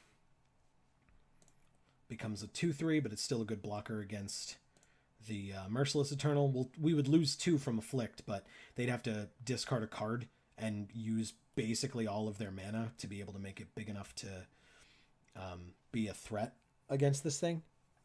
So, and they're not doing that. So they'll play a Gilded Ceradon. They do have a desert, so that's a thing. Maybe we draw some form of removal. I assume they don't attack. Yeah, okay. We drew a land. Well, we can attack with the Bitterblade Warrior and give it Death Touch. If they want to block with their Merciless Eternal, that's fine. They don't. Okay. So then let's play a land and a Ronus' Stalwart. And pass. So we have a 2/2 and a 2/3. If they make this unable to block and attack with both, I can still trade off the Stalwart for the Merciless Eternal. Well, I don't know that I want to, because this thing can just become a 3/3 or even just attack for 2 if they're attacking with both. It might be more beneficial to me. I might win that race. So we'll see what else they have. They have Electrify. Okay, so they Electrify our smaller creature, which is an interesting choice. Although I guess it can become a 3/3, can't be blocked by this, so they don't want us getting in for more while they're at 13. So that's fine. They make our 2/3 unable to block, and we take 6. That's fine. We go to 14. Removal. Yay! Okay. So let's attack for 2. Because if we take 2 off the Eternal, I don't really care. And we can Sandblast the Gilded Ceradon when they attack with it. So. Okay. They have 3 cards in hand. We have 1. Some form of card draw in this deck wouldn't have been bad. There's a lot of times when the deck is working well. I mean, obviously we mull to 5, but when the deck is working well, there have been a lot of times where we've just been empty-handed or top-decking. And so being able to draw cards wouldn't be the worst idea. And I know we have Driven, but we've only been able to use it once, and we haven't really, surprisingly, with all the 2-drops in our deck, we haven't really been doing any huge swings. So let's see them go to combat. Do they attack with 1 or both? They attack with both. That's fine. The Gilded Celadon happens, and we just Sandblast it. Very good. They can buff it. They don't. Okay, so we take 2, and that's the end of it. But now we have both of our creatures that get to untap on our turn. No blocks. They still have a lot of mana. Yeah, I was going to say they haven't played anything this turn, so. They play a Carrion Screecher. It's a 3/1 flyer. We draw a land. Well, that's dumb. All right, so let's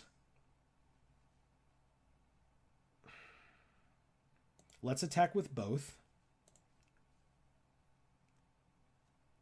If they're at 1 less than we are, but they're doing 2 more or 1 more every turn if we don't exert, which right now we don't need to. So let's, at least for this turn, just attack for 4. See if they trade off their flyer, which would be amazing, since we don't have anything to deal with that right now. They're thinking about it.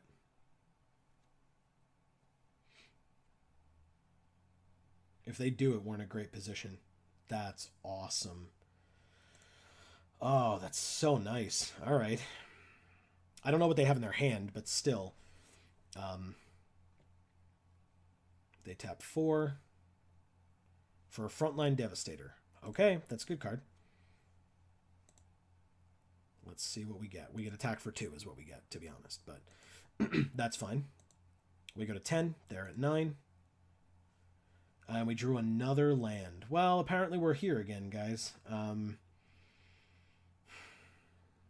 Question is, do I leave the Kudu back to block the Eternal?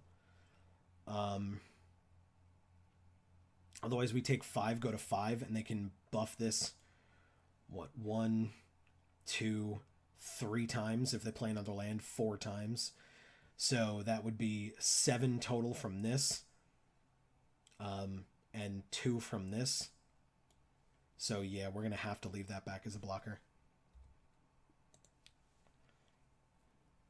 I'd still only block here to be able to kill it.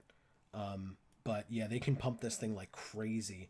Although if we, well, yeah, if we block here, we're fine. If we, we lose 2. Yeah, so we'd still go to 1 if they used all of their mana to beef this up. Which would then mean that we can't block it next turn. Just that. Okay. Well, if we block... I mean, we have no creatures, right? And we have nothing in our graveyard that we can bring back in any way. So if we block here, we lose 2, go to 8. But we also lose our only creature, and the next turn they can just kill us.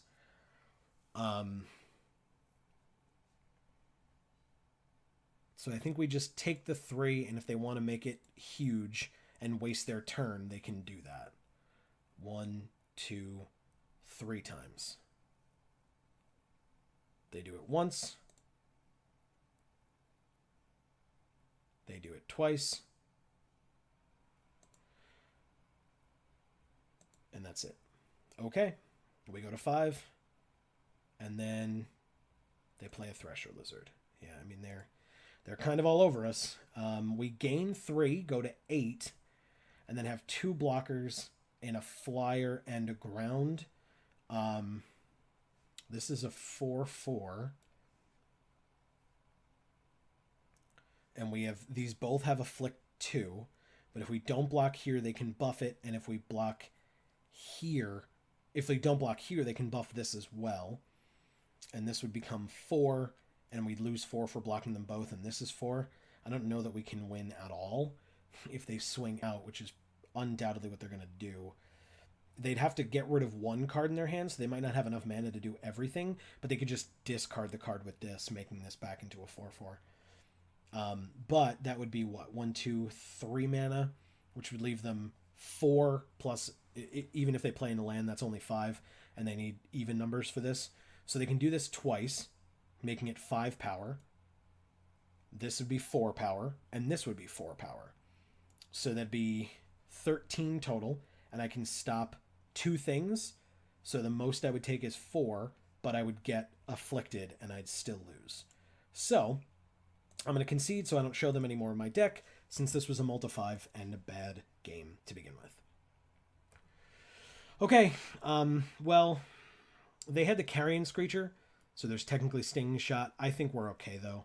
I just want to be able to draw, like, relevant things and not completely irrelevant things, like no lands in my opening hand and then nothing but lands for the rest of the game when I need actual gas. We'll see if it happens for us. We need 2 more games where that works. It's happened, I guess, 3 games for us now where we've had issues with our mana, even though we're in 2 colors and our other 2 opponents were in 3 or more colors. So let's see what we can do.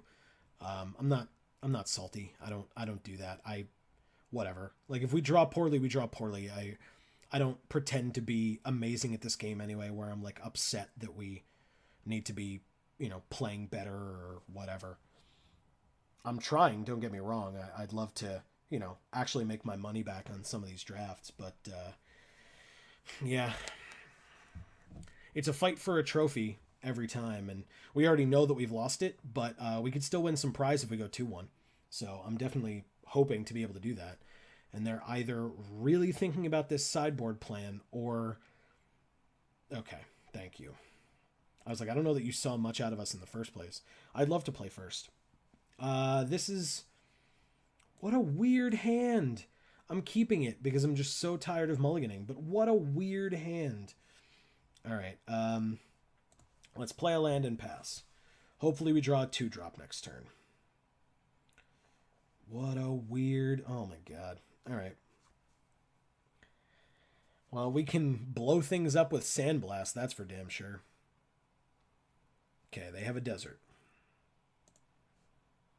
We get a 4-drop. Really? Okay. That's fine. I asked for serviceable lands, and we got them. They don't play anything on turn 2. We draw a Desert's Hold. Well, we have things to do if they play creatures, that's for sure. But if not, we're just going to sit here.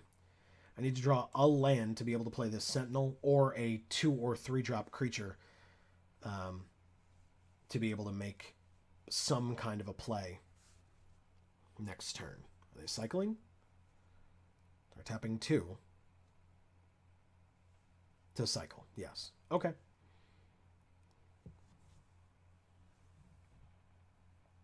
They have a Hostile Desert and a Kenra Scrapper. This thing can get Deserts Holded again.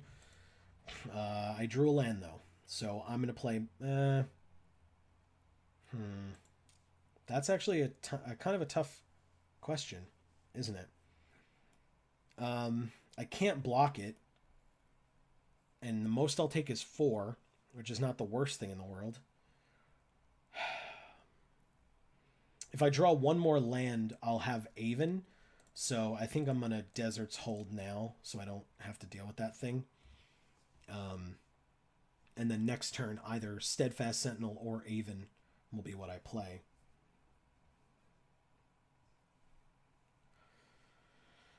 They have 4. And they'll use it all to play a Carrion Screecher. Okay. It's a good counter to my Aven, but I'm still going to play it.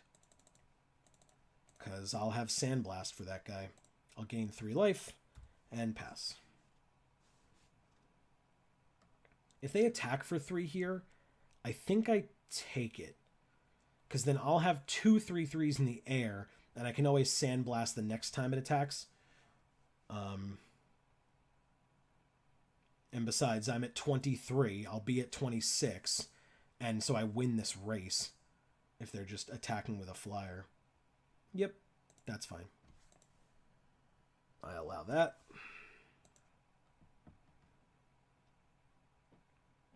Okay, for 5, they play an Archfiend of Ifnir. Well, thankfully, we have Sandblasts, because that guy is terrifying.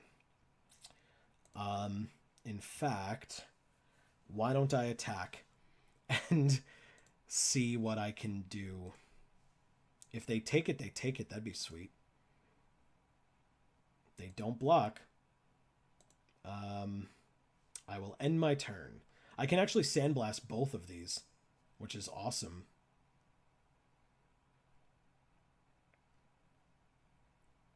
Let's see what they do. Assuming they're going to, like, cycle or something. No? 1 mana? No mana?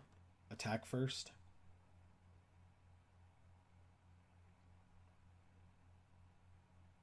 I might have confused them by attacking with a 3/3 and then doing absolutely nothing.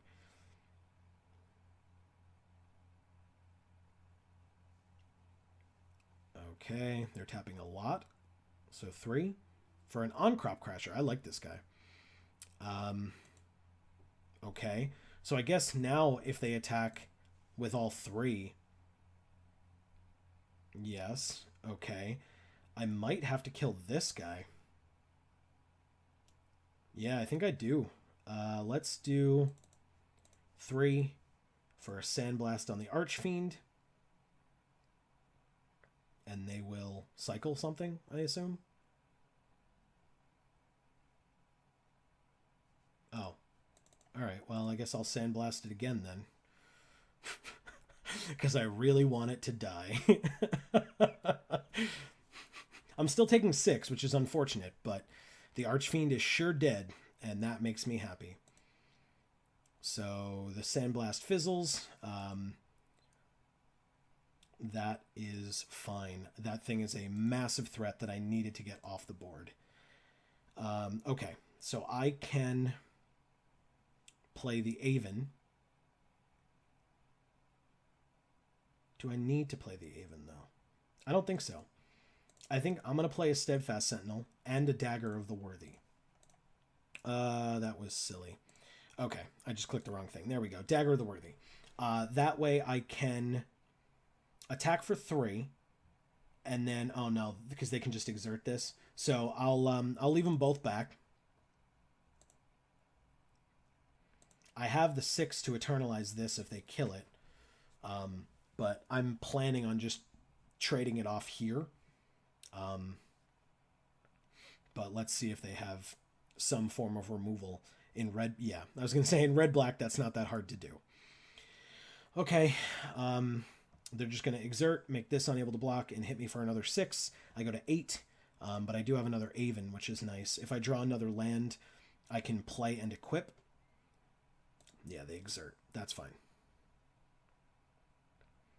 The nice thing is I can actually put the Dagger on the Steadfast Sentinel if I draw the other land.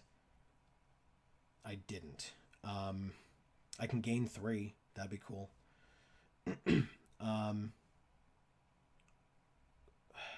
Yeah. I was gonna say, or I play Catcher's Avenger, but no, I need to have this Aven out to block this Carrion Screecher. So let's go with 5 for the Aven. I'll gain 3 life, and then I can actually attack because this has Vigilance. Plus, it can't block a flyer anyway, but if they have some way to untap the on-crop crasher or play like another one or something.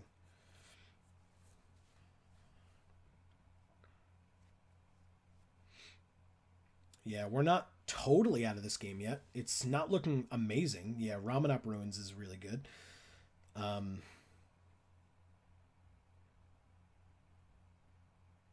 Okay. Open fire. Jesus. Okay. They kill our flyer, and then we take another 3, I assume? Correct. Okay. That's fine. Let's see if we can draw some other form of removal. We have a lot of it. Ambuscade, maybe? Ambuscade would be nice. They play a Defiant Kenra. Alright, well, at least that was the last card in their hand. We drew a Gustwalker. We can play both of these and equip the Dagger. What do we equip the Dagger onto? I guess we equip it onto the Steadfast Sentinel. They're just going to make that the thing that's unable to block, but I'll trade off this Oketra's Avenger for this guy as opposed to the Gustwalker. Although I have to have some way of dealing with this Carrion Screecher. Alright, so let's do that though. This is my plan. 2 for an Oketra's Avenger, 2 for a Gustwalker. They are F6'd, so I will equip the Dagger, and I will attack for 4. They can block. They'll take 1 from Afflict on blocks if they want. Otherwise, they take 4 and go to 11. There are definitely ways that we win this game, but we have to be very careful about how we do it. Okay. Let's see. They can exert this, making something, presumably this, unable to block. We can then kill or kill. Let's just see what they do.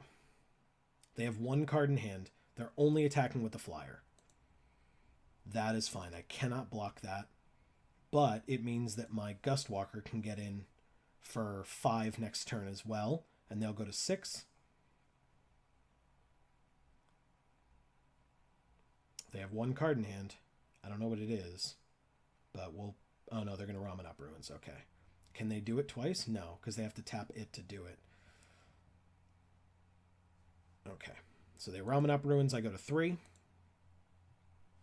I got an Ambuscade. Okay. This doesn't allow me to win this turn, I don't think. They can block 2 things. Presumably they're going to block the Daggered creature. They can't block the Gustwalker. So if we put everything on the Gustwalker, that means the Gustwalker would be a 1, 2, 3, 4, 5, 6 power. It can kill the flyer, and that's not enough. But they would trade off their 2 guys, or both of their guys would die here. They would have to Ramen Up Ruins twice, so we can force them to block. These each have enough power to kill, so we can move the Dagger over. But I don't think we have to. I think we can Ambuscade the Gustwalker, killing the bird, which means, and then not exert it, but we can exert this so it lives. Oh no, I guess we'd have to exert it. We exert this, and attack with this. They have to trade off, otherwise they lose. 4, 5, 6, 7, 8, 9, 10. They'd go to 1. So they could take it all, go to 1, and then they win. This is a really interesting turn. Because it is an instant. We can hold it back. I would just rather have it so that it can deal the damage. We just need to kill this flyer. But if they're only attacking with the flyer, like the Ramen Up Ruins brings us to 1 no matter what. So we need to figure out a way to get rid of these guys. They can make one of our guys unable to block. So we can still attack here, I guess. The question is, we have to kill the flyer because we have no way of blocking it. Oh my god, this is a difficult turn. I'm going to attack. I'm not going to kill the flyer. And I'm going to see what they do. I might have to... I might be able to Ambuscade on the Sentinel to kill the flyer if they block it. They might just take 4, which would be awesome for me. Because I don't think they want to trade either of these off. They might think they have the game if they don't.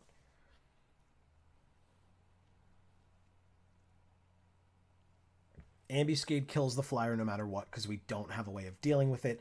The problem is Ramunap Ruins. The other thing is this. They can exile the land from their graveyard to make this into another creature that can attack. But we have Ambuscade to kill one, then there's 3 creatures, but one would be unable to block, so we would...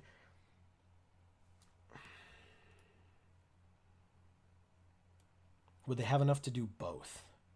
No. Because they'd have to tap 2. Okay, they're taking the damage. Alright, this is going to be my turn. I'm going to end it, and I have Ambuscade up. They can't do both. They actually don't have double red, which is nice for me. Because they got rid of their red desert. So if they had a red land, they could Ramunap Ruins. Otherwise, they can try and do this, make something unable to block, but they don't know that I can Ambuscade, kill the Carrion Screecher, and then make anything able to kill this as well. Like either of these 2 would be able to kill it. And then we could just trade off all around. And then we're still in this game because we can just bring this back. We can't re-equip it in the same turn, but they will have nothing to deal damage to us except for the fact that once they draw a red land, they'll at least be able to bring us to 1. So let's see what they do. They didn't activate this. That's interesting. All right. Let's Ambuscade it with the... Oh, Catcher's Avenger, I guess. Doesn't really matter. I guess they could just kill it in response, but they didn't. Okay. They only have 1 card in hand, so...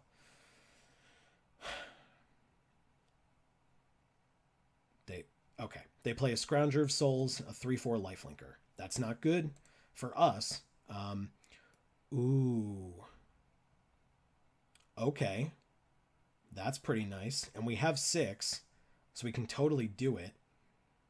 But the fight part is a sorcery. So we would need...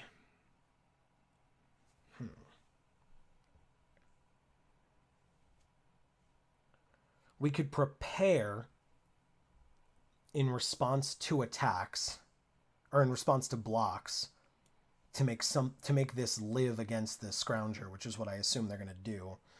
And then we gain 6 life, and then we can have this fight this, but, or we could, can we win? They're at 7, so 4, 5, 6, 7, 8, 9, 10, 11, 12. It's a lot of damage. I think that this turn it's much more viable for us to actually win. So let's see if we can actually do it. 1, 2, 3, 4, 5, 6, 7. So we can actually do it all in the air with Gustwalker. Yeah, they have no cards in hand. And we have enough. We can tap 2 to equip. Go to combat. Let's make sure we do this correctly. We declare attacks. We exert. We say okay. And then we prepare.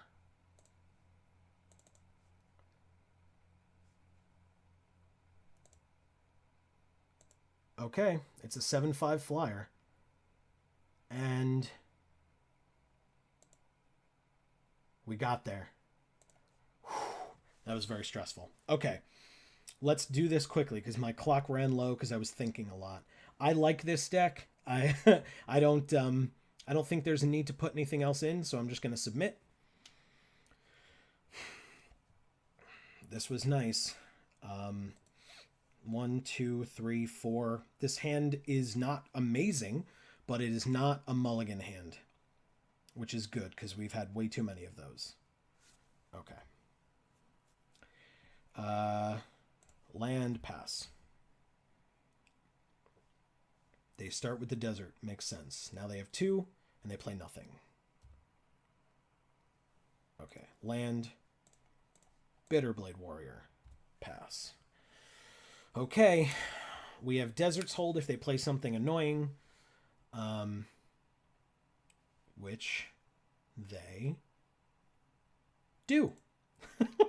This is so typical. Every game we've Desert's Holded this poor Kenra Scrapper Ooh, we have both daggers. That's kind of gross. Let's Desert's hold on that thing. Oh my god. I almost feel bad. Alright. And that'll be that. Next turn we can play one, equip. They have 4. And they play a Frontline Devastator. Okay.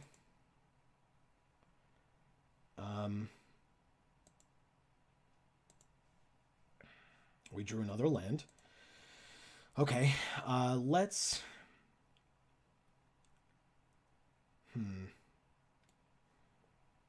Let's attack? No, I don't... Yeah, I think that makes sense. We can attack. They're presumably not going to block, but we can then play Dagger, not equip it, and then we can prepare in response to an attack from this guy. We'll lose 2, but we'll kill it and gain 4. So, I might as well exert it, because we're gonna...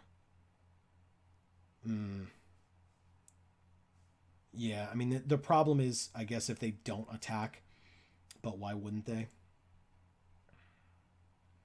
They might block. They don't. Okay. I assume they're going to attack. What we'll do is play a Dagger for 2 and pass. It probably signals that this is what we have in our hand, and that's totally fine if they remember it and remember its mana cost, etc., and remember what it does. But this is an afflict creature, so I assume they're just attacking with it. And do they see my trick? They do not. Very good. I will prepare this guy. Let's see what happens. They could have burn. They could have some way of dealing with it, but then it's just a 1-for-1. Actually, it could be a 2-for-1. But okay, sweet. It's a 4-4.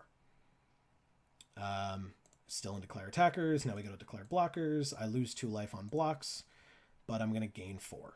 So, oh, okay. They buff it once, so they'll trade. That's fine.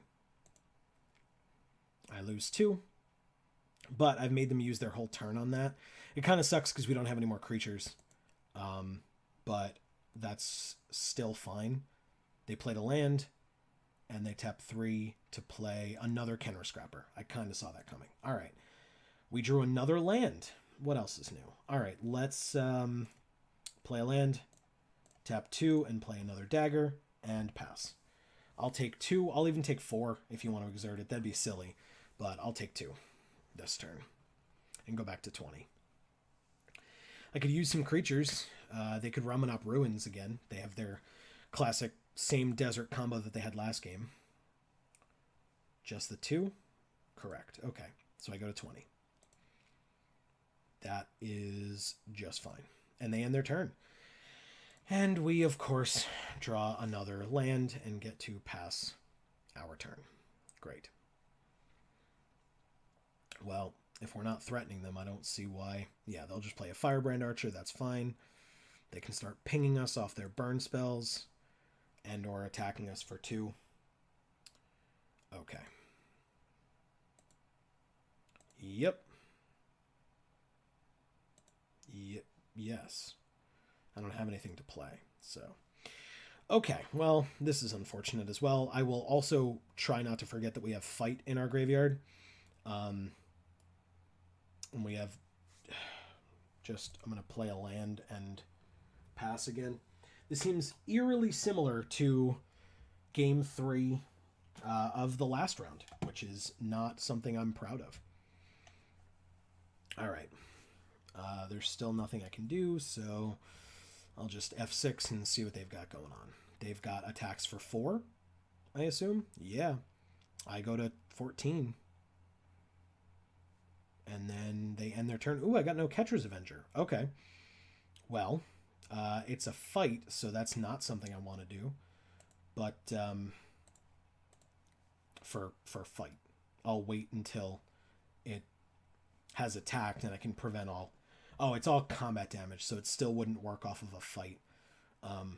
Which is something that's relevant to remember. This has menace, so I can never deal with this. And this doesn't target creatures, and neither does this. But they do have 3 cards in hand. The question is whether it's worth it. I don't think it is, and I think that I'm going to, because I have nothing else to do, I'll equip both daggers on it, because I literally have nothing else to do. So I'll equip, and I will pass.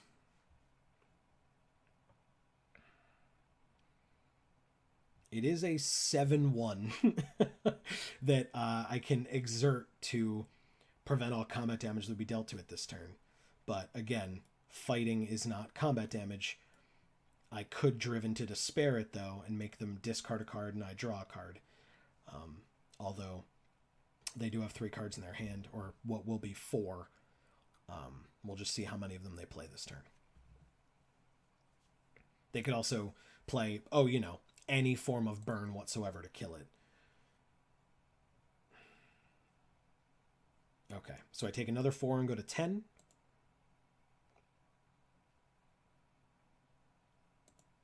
That is fine.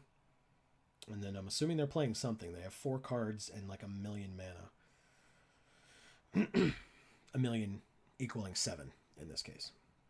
All right, so they tap 3 to play something, maybe? An Open Fire. It's good. So they kill Catcher's Avenger and they deal 1 damage to me in the process. Okay. It happens. All right. Steadfast Sentinel is better. We can... The only thing we can fight, though, is the Firebrand Archer. Oh, but we can equip it and then still fight? Oh, but we don't have enough mana to do all of that.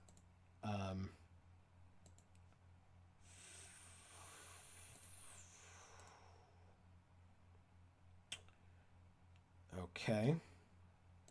Let's play the land. Yeah, because we can either fight or equip daggers, but we can't do both.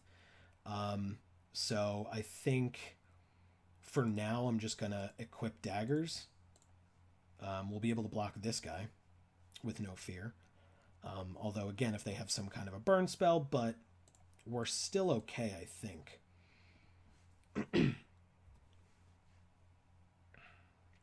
All right. This is going to be a close one. Again.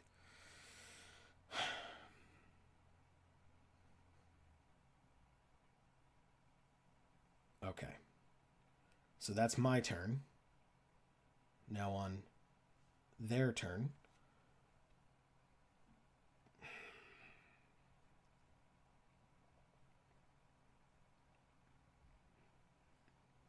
I assume they just don't attack with this unless they have a way of killing this. But then the problem is if we fight the Kenra Scrapper, then we can't attack that turn.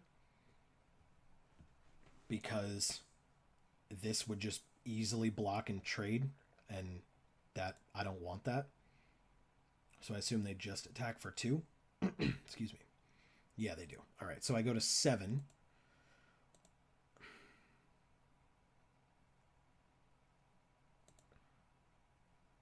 They did get their second red, so they can deal me 4 damage over 2 turns with this.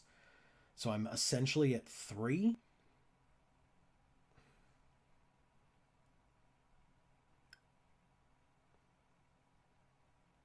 Yeah. Nope. Okay. They're tapping 6. Nope. They're tapping 6.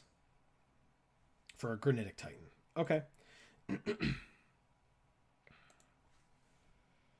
Ugh, it's another land. Okay, well, here's what we have as an option for us. We can fight the Granitic Titan because it has Menace. Then this will die, and then we can take another 4, 5, 6, go to 1, and try to bring this back with Eternalize. And then equip 1 dagger to it, making it a 6/4, which still can't block this, so we lose. It would also depend on what we draw, but it's kind of our only option.